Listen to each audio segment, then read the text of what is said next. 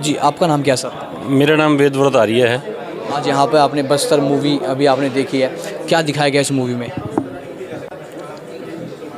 कैसे मतलब एक आम भोले भाले इंसान को जो है इस नक्सलवाद की भेंट चढ़ा देते हैं, किस तरीके से जो है गरीबी का जो है वो फ़ायदा उठाते हैं और एक बहुत बड़ा सिस्टम जो न्यायपालिका से लेकर ब्यूरोक्रेट से लेकर और राजनीतिक और पूरी दुनिया में फैला हुआ है, जो बाहर से भी लोगों की मदद लेता है और हमारे देश को तोड़ने का और खंड खंड करने का काम करता है, वो इसमें देखने को मिला।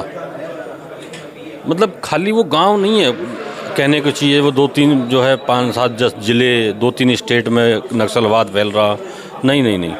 ये देखिए कि भारत के टुकड़े कैसे हो सकते हैं।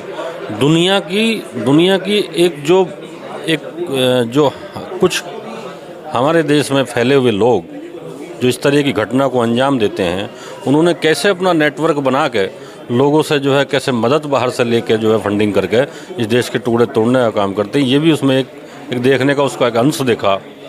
और एक चीज़ और देखने को मिली, वो मुझे महसूस हुई, हर प्रदेश का शासन अपनी जगह है, लेकिन जब कोई सीमा बॉर्डर पार करने की उसमें जो मैंने देखा, अगर भाई ये इस प्रदेश में बॉर्डर पार कर देंगे तो इस प्रदेश में जो सरकार है वो मदद कर देगी।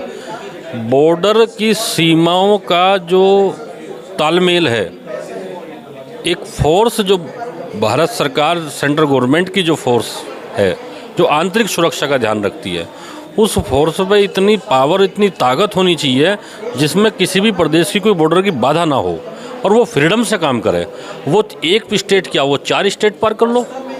तो जो उस फिल्म में जो आईजी मैडम थी, उनका जो रोल उसमें दिखाई दिया वो सराहनीय था।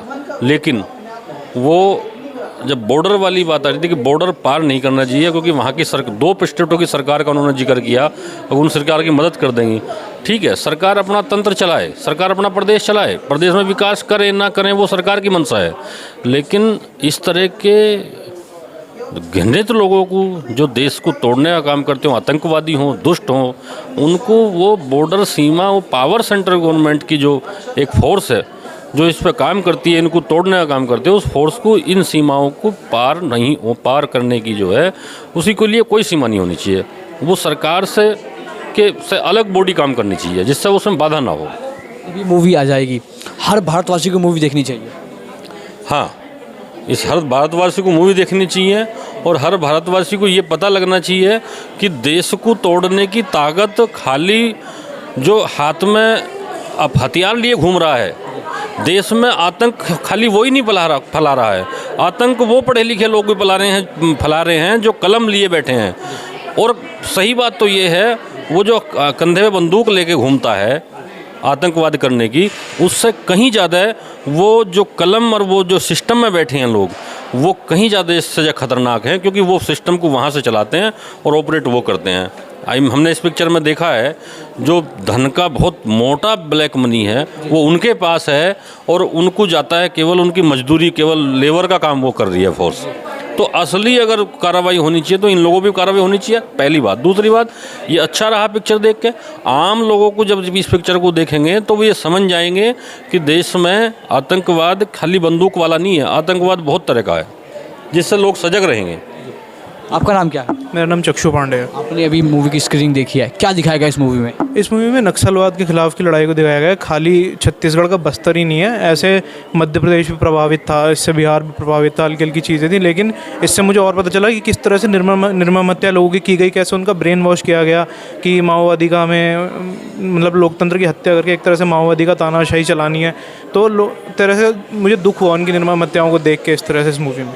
आप युवा हो, अभी मूवी आ जाएगी, क्या अपील करना चाहोगे आप व्यूवर्स से? नहीं, बिल्कुल देखनी चाहिए। भारतीय सिनेमा को ऐसी फिल्में और बनानी चाहिए जिनके सच हमें आज तक पता नहीं लगे।